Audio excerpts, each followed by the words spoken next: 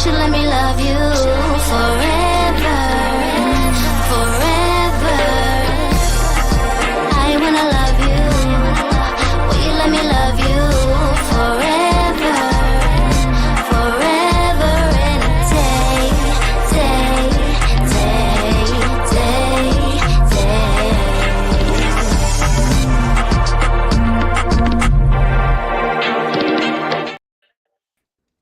We're back. We're catching up. Welcome to TMW Online, the Melanated Way. I am Linda. That is Abby. We are doing all things 90 Day, The Last Resort. We are covering Season 3, Episode 6, Fall on Your Sword. There was a lot going on. Outdoorsy stuff, fights, more fights, but we're starting to get to the root of all things. And that being said, I just want to address some things from last episode. Yes. So I offended Russ last episode, and he made it very clear to me today that he is not impressed with me. So I'll go ahead and read what he said. He said, "Okay, Linda, you're a grown woman mocking my sex life and a body shot. Running your mouth like that doesn't hide the fact that you're just a bitter spectator." Now, those of you guys that know me know that I'm one of the first people that interviewed Russ and Powell on the very first season of AfterBuzz TV. I really hold no ill will towards you, Russ. What I do want to say is that the person that showed up day one, season 1 for you, is a different person that's shown up in season 3 here on The Last Resort. And I am just wondering what happened. So if me calling you out seemed a little rough, so be it, but you have to be very direct and open and honest in order to have growth in life. And so if that is how you're portrayed, and maybe I'm wrong, and maybe my words came out too strong, but at the end of the day, if you grow from it, then that's it. But I can promise you this, I'm not bitter. I'm not a bitter spectator. I'm giving my opinion, and I think that that's okay to do because that's what I'm seeing. And if it's different, then let's respond to that, and let's talk about how you've changed your ways, and you and your wife are supporting each other equally. That's it. Mm-hmm. Mm-hmm. So this is the second time that we're getting some kind of comment about us commenting on 90 Day Fiancé. And I responded to it very nicely last time, but this time I want to say, we are who makes your world go round. No, you wouldn't have that blue check beside your name off the strength of Russ. There's nothing that you've done in your life that deserves that, apart from the fact that you're on TV and people talk about you. People like us talk about you. So show some respect for the people who gave you that blue check. Woof. And there it is. That's all I'm going to say. If you want to respond, then please do. But I'm not taking it personally, and neither should you. If you can't take some constructive feedback wrapped in some harsh rapping, then I don't know what to say. I don't know what to say, but I'm just responding to what I'm seeing. That being said, Sarper and Guillermo are about to fight physically, and the person that stopped them that I was surprised by was Sumit. Sumit stops them, says, "Hey, let's not do this. Hey, la, la, la." I want to stop and say, Becca says, "Abby, you look fabulous. Russ is a spectator for life. Ask Pal." Oh, thank you. Give me one margarita. So Sumit stops the fight, and in order for Sarper to really reel in his alpha male feelings, he hugs Sumit. And then what was interesting to me, Abby, is that he apologizes to Sumit for hugging him. And I thought that that was a really great moment to really talk about men and their feelings and feelings, especially when they identify as alpha males. It's okay to express your feelings, and it's okay to hold on to someone who's helping you through an emotional time. And if that other someone is a male, then that's okay. That just tells me that you're in tune with your feelings. And so I don't feel like you should have to apologize for that. because there's nothing wrong with it. And I wish more men would be in tune with their feelings, because expressing your feelings, especially your emotional feelings, verbally is better than expressing them physically in a negative way, which you men tend to do. And we're seeing a rash of it in 2026. And I think a lot of you just need to like go to therapy and get in tune with your feelings and go ahead and get a hug from your friend and tell them how you're feeling. You know, I interpreted his apology a little bit differently. I thought that it was, oh, I need this hug right now for me. And then somewhere along the line, he was like, oh, wait a minute. I didn't check to make sure it's okay with him. Is this like, I'm sorry, is this okay with you?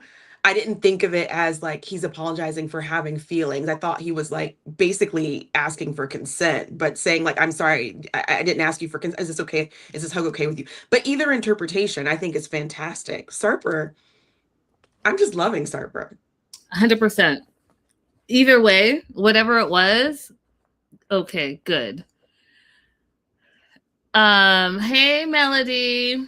So she says, bro, Russ is crazy for that.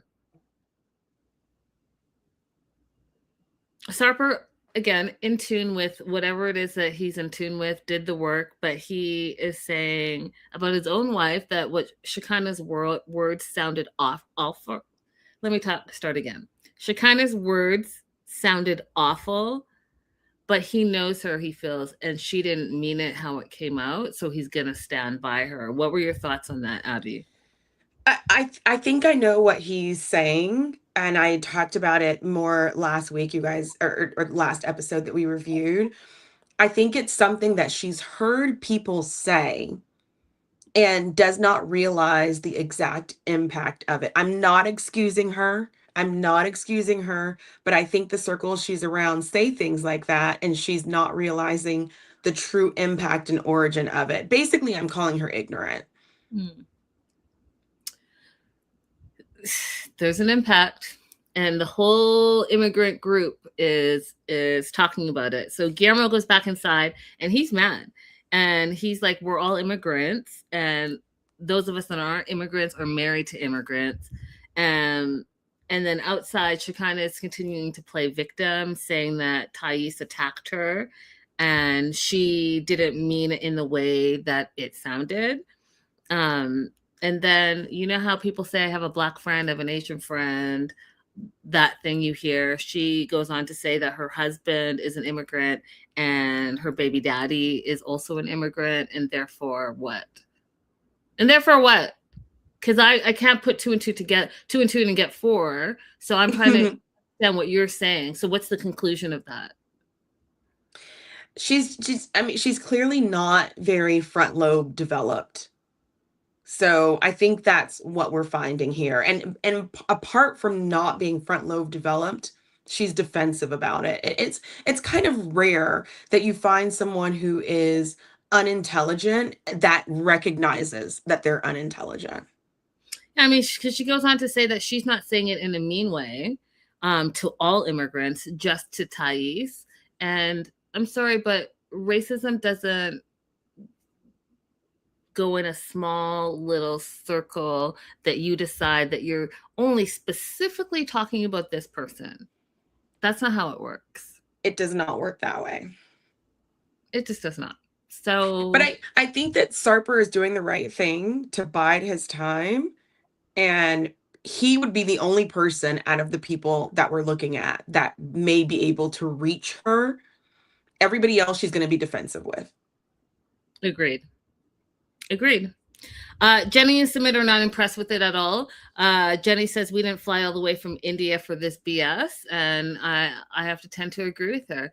Olivia, hey girl, hey, do you want to address this? Hey, don't have to answer this minute, but are you both not reviewing the regular 90-day anymore season with Mito, Aisha, and Mallory? We are covering it. Life has been lifing. Red carpet stuff, World Cup stuff. day job stuff. So we're going to be back at it. We cover 90 Day Fiance, the regular one, on Fridays. So come join us on Fridays. And we are catching up as much as we can this week. So, pay attention to your alerts, turn your alerts on, because we might be here more often than you think this week.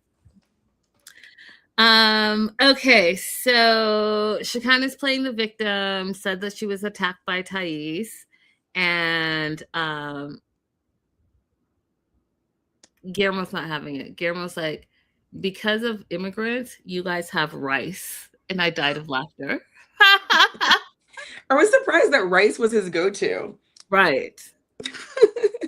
And then they did a thing that you guys, as you know, back in, I think it was like 2018. And I know it was 2018 because I couldn't get enough. I got enough of it, is what I'm trying to say. But that, listen, Linda, honey, listen.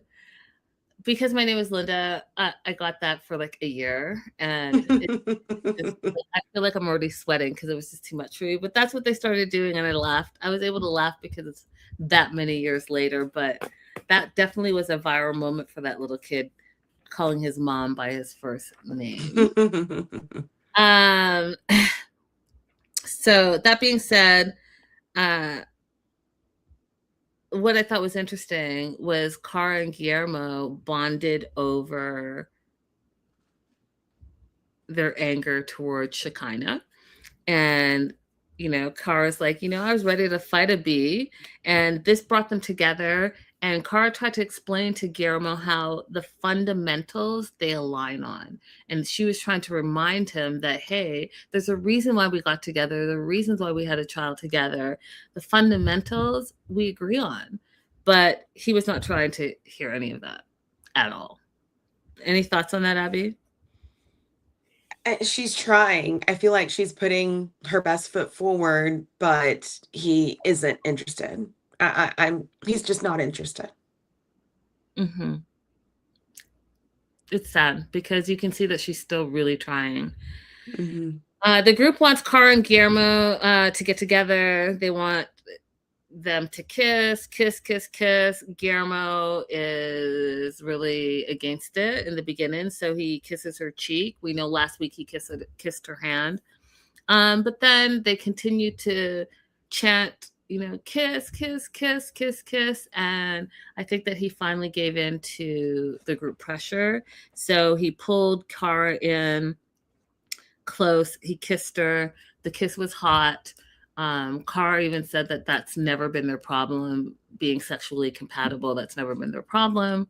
The whole group is turned on by their kiss. And Carl talks about how, when you're with someone and you've gone through some things with them, yes, they feel like home. You just have to see if that home is a toxic home or not. Mm-hmm. Are the bricks falling and they can be repaired, or is it just a rubble that, some crazy thing hit it and now it can't be fixed because it's just a bunch of broken rocks? You have to decide that, and only you and your partner are going to know. Only you and your partner are going to know. So yes, it might feel like home, but is it the right home for you? Maybe it's time to sell and buy a new place. Mm-hmm. But that being said, she is the ultimate optimist and says it's a start.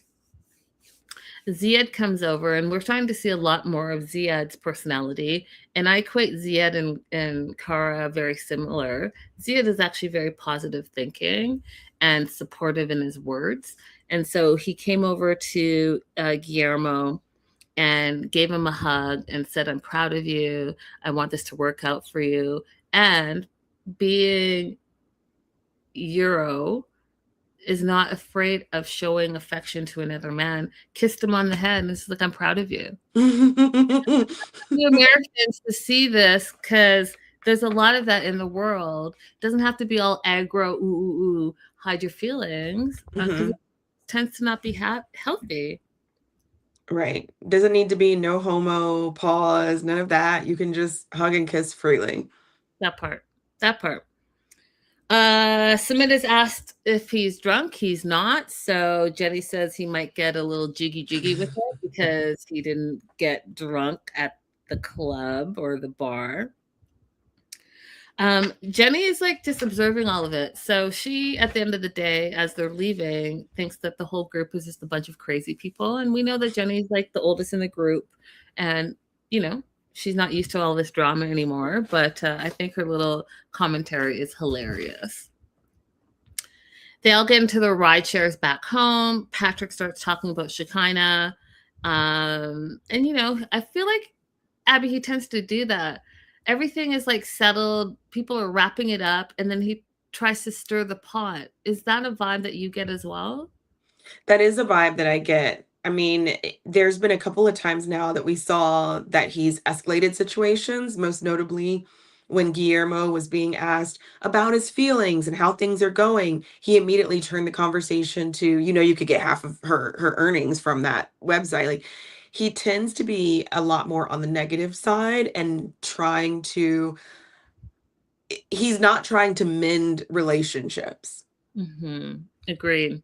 Olivia says Patrick and Shekinah are similar, just in opposite ways. That's a really interesting point. Very astute. And I agree. I agree very much, except for the fact that Shekinah points out things that are true. They're just none of her business. Fair. It's fair. They're all in the car. Ziad again is being encouraging and tells Guillermo that he's really happy for the two of them and glad that they were able to share a sexy moment. And then Guillermo does this whole thing again. You guys, I tend to like wonder when, and it's not just men because women can do it too, but give mixed signals. So you're at the club, you're like, come here, but go away. Come here, but go away. I kiss your hand, but I don't want to kiss you. I kiss your cheek, but I don't want to kiss you. Then I kiss you. And then I pull away. And then, but in the rideshare home, you're showing what turns you on. And he's doing like a whole, you know, hold her arms and like do the whole explore her body thing. And I was like, you obviously still love her, but to Abby's point, you want to punish her. And your need to punish her is outweighing your love for her. And that is like wild to me. It's wild to me. It is. I think that he's not even meaning to give mixed signals. I think that he just doesn't know how to deal with his own feelings. He loves her. He feels something for her, even if it's just some sexual desire. But he's not allowing himself to experience it fully because he keeps getting hit by but girls, you know, but women who show their bodies are not full humans. They're not entitled to humanity and this Madonna thing that he's got going on. He's not, I really don't think that because this thing he does in the car, in the van, is really hot. And I don't think that he means to give mixed signals. He's feeling it in that moment. And then they get back to the place and he remembers other people saw her body. So Olivia's making some good points. She says he wanted her to choose him over the money that she gets from content, and his ego is bruised, and that's it. And I do say it oftentimes, you guys. Well, not oftentimes. I say it a lot. Men have very fragile egos. So you're not wrong, Olivia. You're not wrong at all.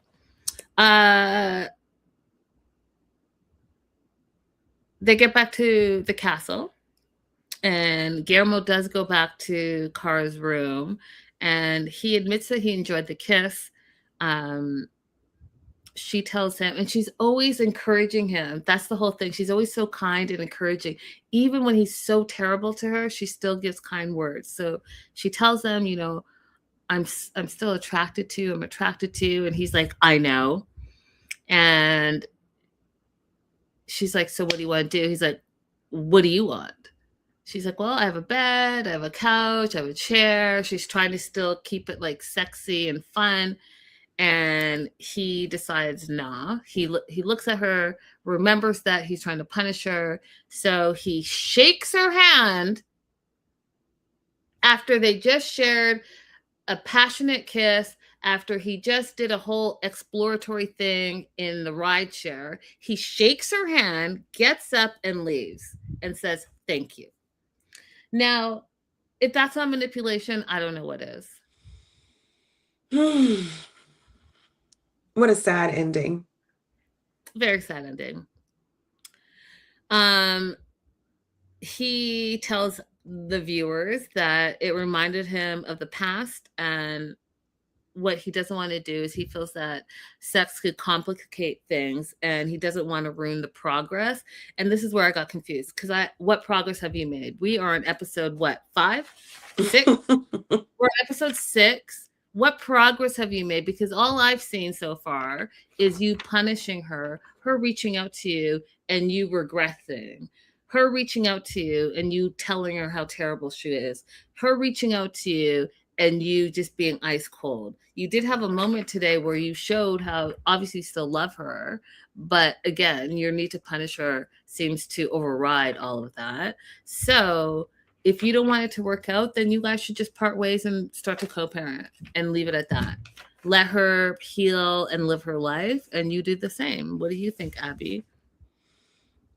That's what I think too. I agree to that. I think Kara did come here to give it a good try. I do not think that he came to give it a good try. So just go ahead and amicably decide how you're going to move forward. And this didn't work out, unfortunately. And maybe in the future, he can redefine what masculinity is for him and they can give it another go. I mean, they wouldn't be the first people to split up and get remarried again. But right now, it's not working out. And just leave it as amicable as possible, because you still have to be around each other. You have a kid together. That's right. Patrick and Thais get back to their room. He tells her he's proud that she stuck up for him. And then we have a whole moment where she feels nauseous and gets sick. He is freaking out because he's thinking what everyone could be thinking right now. And he goes after her to see like what's really going on, and they leave it at that. It's the next day. Rebecca and Ziad open up the day. They ordered a full English breakfast, and you know that means bangers and beans and some blood pudding. And I thought it was funny because someone, I can't remember if it was Ziad or Rebecca, but someone said nope, and I said anything about English cuisine, I mean, you either love it or you don't love it.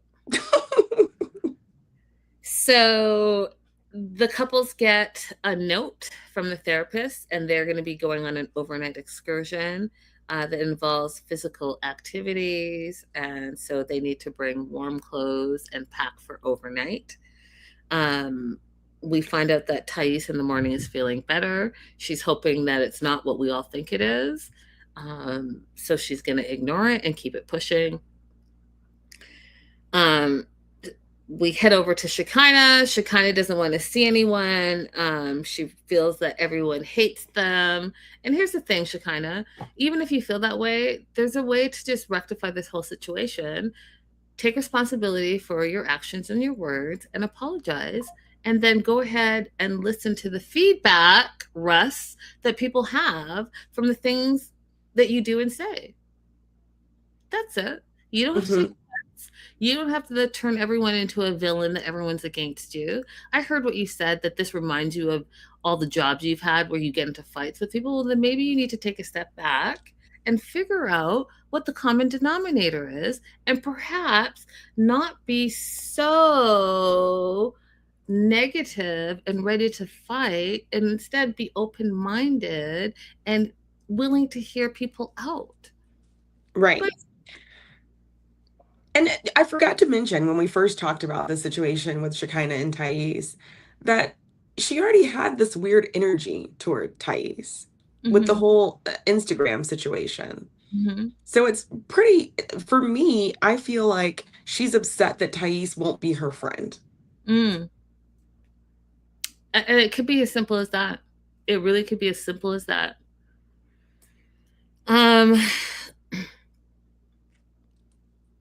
Sarper is sticking up for Shekinah and says, Thais was the one that became aggressive.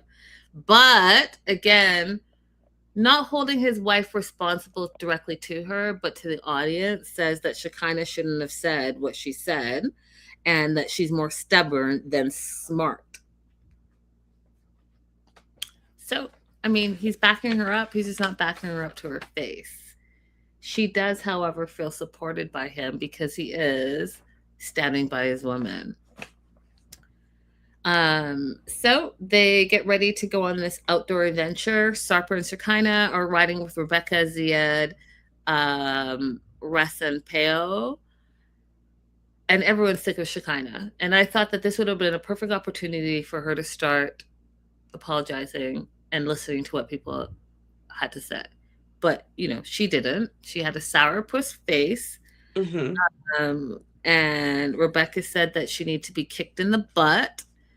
And one of the things that I've said, that even though we've talked about it here, about perhaps maybe she's ignorant or who she's surrounding herself by, but at the end of the day, the couples in that vehicle also said that they don't think it's the first time that Shekinah has said something like this. And I agree with them. It's not the first time that it flew out of her mouth, because it flew out too easily and too quickly. And the fact that she's not embarrassed by what she said, she doesn't feel bad by what she said, and she's feeling victimized, and now everyone is evil except for her, tells me everything I need to know. Mm-hmm. Yep. So the two vans arrive in the wilderness, and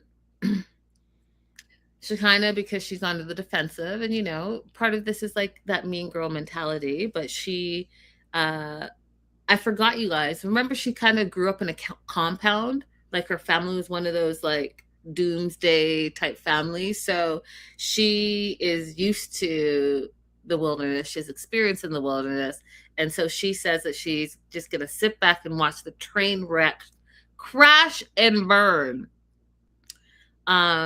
Which I just thought was really mean of her, because this could be an opportunity for her to stand up and be a leader in the group, because she has all the training and she knows what she's doing, and it could be a bonding exercise for all of them. They can see that it's not just mean girl behavior, but she's a well-rounded person. Again, that's just my opinion. So welcome to Wilderness Therapy. My question of the day for the live chat, the replay, and for Abby: are you a wilderness person? Do you like camping and hiking and all of that stuff? Let us know in the live chat. Let us know if you're watching the replay. Abby, what are you? Where do you fall with that? I don't want to camp. I want to go to the beach for a day, or like to the lake for a day. I do not want to stay outside at night. I'm not interested. I don't want to be in community with bugs. Okay. I'm absolutely, I will glamp, meaning I'll have to be in a cabin with running water and heat and a working toilet and all of that stuff. But if it's outside in the nature, I'm good on that. I will not be sleeping on the ground in a tent and peeing in the wilderness. Yeah, I did when I went to Panama. I went to the San Blas Islands where the Cunayala are, and that was the last time I had any kind of camping experience, because like we only had rainwater showers. Do you know what it's like to have sand all over your body and all you have access to is a rainwater shower? Yeah, I do. I'm not a fan. I'm not a fan. I'm not a fan. So yeah, let us know. But they're gonna be outdoors, and part of this wilderness therapy is communication, and how the outdoor allows you to change the way you're used to communicating with each other. So you not only have to communicate with each other, but you have to communicate with the elements. And it's just like traveling.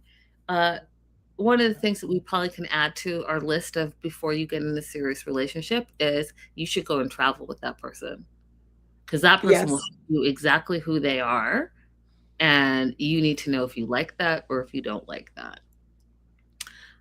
Silver Lining, Hey Girl Hey says, I like hiking and I will camp in a tent, but at a site with facilities. Reasonable. That's reasonable for you. It's reasonable. So purpose of this wilderness therapy is to communicate with each other and with the elements, on find ways to just communicate with not only your partner but with your team, right? So there's a lot going on here. There are a lot of layers to this. We meet some Nick guy who's some, I don't know, he's some wilderness expert. And the goal, he says, is to find a way to the top of the query. And then you got to go to base camp. So you got a lot of stuff to do. They're all going to get a backpack. Their backpack has their name on it. They didn't know that all the stuff that they packed from the castle, they're not going to be able to take with them. They can only take their essentials. So pull out your essentials from what you packed, put it in this backpack for what you can carry, and that's what you're going to do. Which I would have. No, thank you. No, thank you. If I packed it, it means I need it. So they get that. And then there's a special item. So this is the second question of the day. There's a special items section where you get to pick a specialty item. You can either pick bread, wet wipes, a vibrator and lube, or a personal toilet. And there's other things like peanut butter, lighter, etc., etc. What would you have chosen, Abby? Either the wet wipes or the peanut butter. Because, like, this is a little personal, but it happens to a lot of us that have kids. Your girl has hemorrhoids. And it is horrible if you don't clean up properly. It will come back to bite you in like an hour, and then it's horrible. It's horrible to be crusty and unclean. And if you don't clean it right away, it just irritates you and irritates your skin. It's terrible. Girl. I would have also chosen the wet wipes for a different reason, because I like to shower sometimes multiple times a day. So I don't know what I'm doing in a tent and there's no shower, because I'm not about to go in the lake that you guys all pee in. So I'm going to need some wet wipes to wipe myself down. You guys let me know what you would have chosen. Quick breakdown of what some of the cast members chose. Shekinah chose the peanut butter. Patrick chose the lighter. Jenny chose the bread. Rebecca wanted to choose the coffee, but Ziad wanted the power bank, which I thought was interesting. And Paola chose the toilet. The couples get broken up into 3 teams. So Shekinah and Sarper and Jenny and Sumit are team 1. And Russ and Paola and Cara and Guillermo are team 2. And Patrick and Thais and Rebecca and Ziad are team 3. And they are set loose with a compass and a dream. A compass and a dream. And off they go. Rebecca says wet wipes help with splashing too. I think she's talking about having sexy time. Yep, it's all good. Yeah. Everyone's choosing wet wipes. That's what we know. Yeah. So the compass and the map to find the way. What they have to do is on the map, there is a colored out area. They have to figure out how to get to that position on the map. And in that map, then they find more items that they're going to need at the campsite. So they go ahead and, gather and forge, and off they go. Sumit thinks that Jenny and him and Jenny are going to be the worst. And I will tend to agree with that out of the 3 groups, teams, because they're not really like an active type of couple, right? So they are very lazy people, and I appreciate that they know that about themselves. Absolutely. What they all do realize though is in the end of all of this, they have to figure out how to strengthen their relationships. They have to, Russ, figure out how to strengthen their relationships. And if that means you're out in the wilderness or you're getting feedback, at the end of the day, you're figuring out how to strengthen your relationships. I mentioned this earlier, but this is where we really hear the breakdown of Shekinah. So Shekinah went to wilderness survival boarding school in Montana. If you know anything about Montana, if you watch any type of TV shows in Montana, that's the wilderness. So for her to be in a wilderness survival boarding school tells you that she knows how to survive. So she says she knows how to forage in the wilderness. She knows how to build fires. She knows how to build structures. And when I say that, she didn't say, I know how to build like a little small tent. She said structures, because go back to wilderness survival boarding school. I bet you that Shekinah, you know, when we saw the preview for next week and she got the little wood twig as her knife to spread out the peanut butter, I'm telling you, she probably can get that same wood and build a whole cabin by hand. I bet you she could. Yeah, I wouldn't doubt it. I mean, When, even before she went to that boarding school, her family was like living Amish lifestyle. So she's got all kinds of skills. absolutely. So they're talking about, you know, where they're going to use the restrooms because there's no restrooms. Kara gives a demonstration and basically twerk to dry. I laughed because that's hilarious. And off they go. We get to Shekinah and Jenny, that pairing, and Jenny tells Shekinah to her face what she said about that you should go back to your country was terrible and very hurtful. She's experienced it with Sumit's mom, and it's just a hurtful thing. And guess what? Guess what, Abby? Do you think Shekinah took responsibility in that moment? No, just continually defensive. Continually defensive.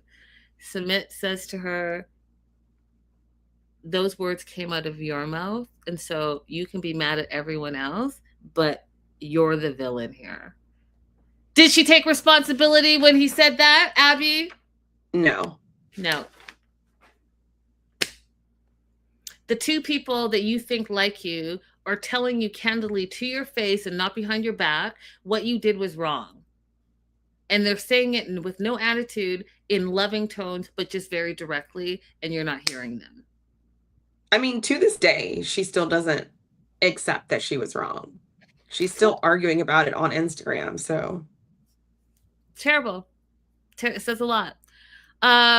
Dear Russ, number one, I don't think that you saw the comment that I made on the post that you got mad at me about. And if you guys are just joining, here's the comment as I talk about it. He basically said, I'm a bitter spectator, yada, yada, yada. I did say that perhaps by the end of this season, you'll have some redeeming qualities. So there's that part. The second part here in today's episode, I say Russ is taking the lead in the wilderness. Everyone is nervous for Russ to do that because they want to make sure he makes the right choices. Kara and Guillermo think that Peo is going to be hard on him if he makes a mistake, and he will be hurt, and she will start to complain. So they're nervous for Russ.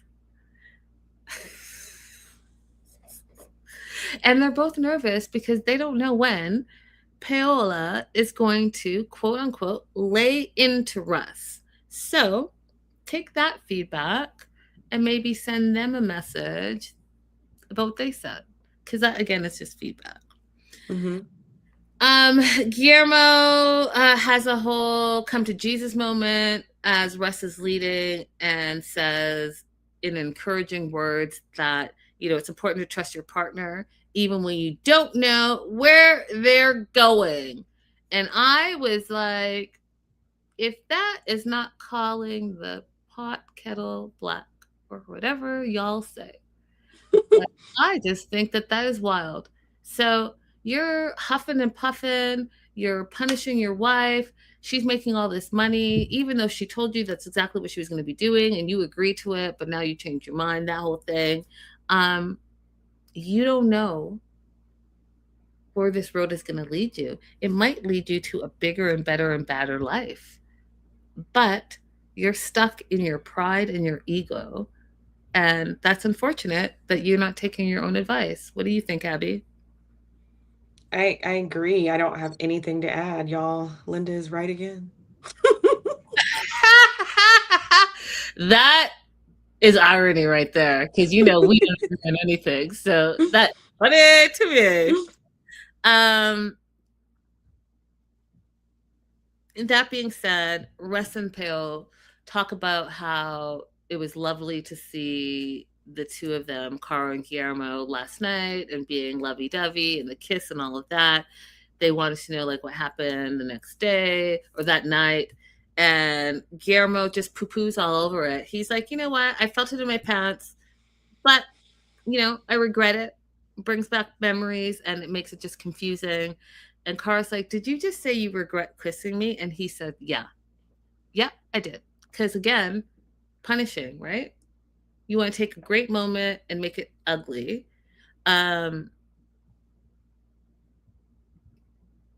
He goes on to say, yeah, maybe my pants wanted more, but that doesn't remove you selling pictures online. Abby, they're just gonna have to part ways. He's not even trying to get over it. Not even trying. Cara, because she's the ultimate optimist, says, I get it. He's managing his fear of letting me back in. She always sees the positive things. I think that that's great about her. But I also think, too, that this guy is he's just going to continue to punish her. And how long can that go on before you just get sick of it? So she also recognizes that they're miles away from where they need to be to salvage the marriage. And again, I think, and I want to know what you guys think in the live chat. I want to know what you think, Abby. Is it too far gone? Can they salvage this marriage or they cannot? What are your thoughts, you guys? Abby, you go first. It's completely on Guillermo. Wait a minute. Are we talking about Russ and Powell? No, we're talking about Guillermo and Cara. Do you think they can salvage their marriage? It could be done. It could be done, but it is completely on Guillermo. Does he want to talk about ways that he can support her so that she doesn't feel like a single parent who is forced to come up with all the income on her own? Will he support her music career? Because remember, one thing that we got away from was the fact that she felt unsupported, not just as a single parent, but also in pursuit of her dreams. Can he support her in that? Can he do things around the house that are also going to be non-financial, but also supportive? Because she said that was a feeling she had before, that she was doing everything to take care of the home. So if he's willing to make those changes along with getting a job and getting over the fact that she has made suggestive content, then it's possible. She's willing to make it possible. But that is such a huge gulf between what he's shown us he's capable of and where he needs to be. It's a huge gulf between those two things. Agreed with you guys. Agreed. An